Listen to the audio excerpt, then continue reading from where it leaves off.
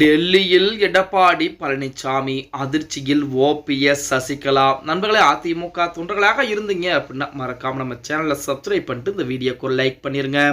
அனைத்திந்திய அண்ணா திராவிட முன்னேற்ற கழகத்துடைய பொதுச் செயலாளர் நமது அண்ணன் எடப்பாடி பழனிசாமி அவர்கள் நேற்றைய தினம் பார்த்தீங்கன்னா டெல்லி பயணம் என்பது மேற்கொண்டிருந்தார். அதாவது இன்றைய தினம் டெல்லியிலே அவர் உள்துறை அமைச்சர் கூடிய அமித்ஷா அவர்கள் மட்டுமல்லாது பாஜக கூடிய முக்கியமான தலைவர்களை சந்தித்து பேச்சுவார்த்தை என்பது பேச இருக்கிறார். நமது எடப்பாடி பழனிசாமி அவர்களை பொறுத்த வரைக்கும் அமித்ஷா தமிழகம் வந்தபோது எடப்பாடி பழனிசாமி போய் சந்திக்கவில்லை. அதனால் மிகப்பெரிய பேசுபொருளாக பேசப்பட்டது. எடப்பாடி பாஜக கூட்டிலிருந்து வெளியேறப் போகிறார், அமித்ஷாவை மதிக்கவில்லை, இந்த மாதிரி பேச்சுக்கள் எல்லாம் அடிபட்டு கொண்டது. அதாவது நான் ஒன்று சொல்றேன், நல்லா கவனிச்சுக்கங்க.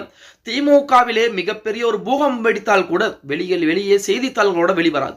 ஆனால் அதிமுகவிலே ஒருவர் தும்மினால் கூட அந்த விஷயம் என்பது மிகப்பெரிய அளவிலே திரித்து கூறப்படும் அப்படின்னு கூட சொல்ல. அப்படித்தான் அமித்ஷா வந்திருக்கிறார். எடப்பாடி பழனிசாமி பார்க்க செல்லவில்லை, அதனால் கூட்டணியை விட்டு வெளியேறுகிறார். எடப்பாடியை அமித்ஷா நீக்கிவிட்டார். அமித்ஷா எடப்பாடி பழனிசாமிக்கு பல கண்டிஷன்களை போட்டு வைத்திருக்கிறார் அப்படிங்கிற மாதிரி தினம் செய்திகள் என்பது வெளியாகி கொண்டுதான் இருந்தது. இப்படிப்பட்ட ஒரு சூழ்நிலையில் அதிமுகவுடைய பொதுச் செயலாளர் எடப்பாடி பழனிசாமி இன்றைய தினம் காலையிலே டெல்லி பயணம் என்பது மேற்கொண்டார். அங்க டெல்லி பயணம் மேற்கொண்ட அந்த நேரத்திலே டெல்லி விமான நிலையத்திலே அதிமுக எடப்பாடி பழனிசாமிக்கு மிக சிறப்பான உற்சாகமான வரவேற்பும் கொடுத்திருக்காங்க. அதற்கு அடுத்தபடியாக காரிலே ஏறி சென்று பயணம் சென்று நமது எடப்பாடி பழனிசாமி உள்துறை அமைச்சராக கூடிய அமித்ஷாவை சந்தித்திருக்கிறார். அந்த சந்திப்பின் போது ஓபிஎஸ், டிடிவி, சசிகலா போன்றவர்களை அதிமுகவில் இணைக்கலாமா வேண்டாமா அப்படிங்கிற பேச்சுவார்த்தை என்பது பேசப்பட்டிருப்பதாகவும், அதே போல பாமக கூட்டணி பாட்டாளி மக்கள் கட்சி கூட்டணிக்கு உள்ளே வந்திருப்பதாகவும், தேமுதிக கூட்டணி என்பது நாளை தினம் அறிவிப்பு என்பது வர இருக்கிறது.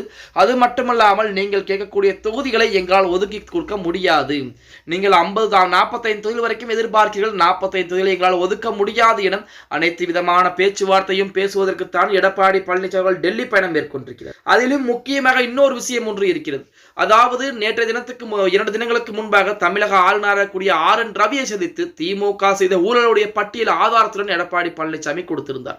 அந்த ஆதாரத்தையும் மறுபடியும் எடுத்துக்கொண்டு நமது உள்துறை அமைச்சர் கூடிய அமித்ஷாவிடம் கையில் கொடுப்பதற்காக எடப்பாடி பழனிசாமி அவர்கள் டெல்லி சென்றிருக்கிறார் அப்படிங்கிற தகவல் கூட இணையதளங்களிலே உலா வந்து கொண்டுதான் இருக்கிறது. எது எப்படி இருந்தாலும் அதிமுகவை பொறுத்தவரைக்கும் 2026 சட்டமன்ற தேர்தலிலே மிகப்பெரிய வெற்றி வாய்ப்பை பெற வேண்டும். அதிலும் கூடுதலாக தனிப்பெரும்பான்மை என்பது கண்டிப்பாக அதிமுகவிற்கு கிடைக்க வேண்டும் அப்படிங்கிறதா அதிமுக தொண்டர்களுடைய மிகப்பெரிய விருப்பங்களும் எண்ணங்களுமாக இருந்து கொண்டிருக்கிறது. சரி, இதையெல்லாம் ஒருபுறம் இருந்தாலுமே திமுகவுடைய ஊழல் பற்றின குற்றச்சாட்டுகளை நமது எடப்பாடி பழனிசாமி RN ரவியிடம் கொடுத்தாரு. அதே போல இன்னொரு ஃபைலையுமே பார்த்தீங்க அப்படின்னா நேரடியாக நமது உள்துறை அமைச்சராக கூடிய அமித்ஷாவிடம் கொடுத்திருக்கிறார்.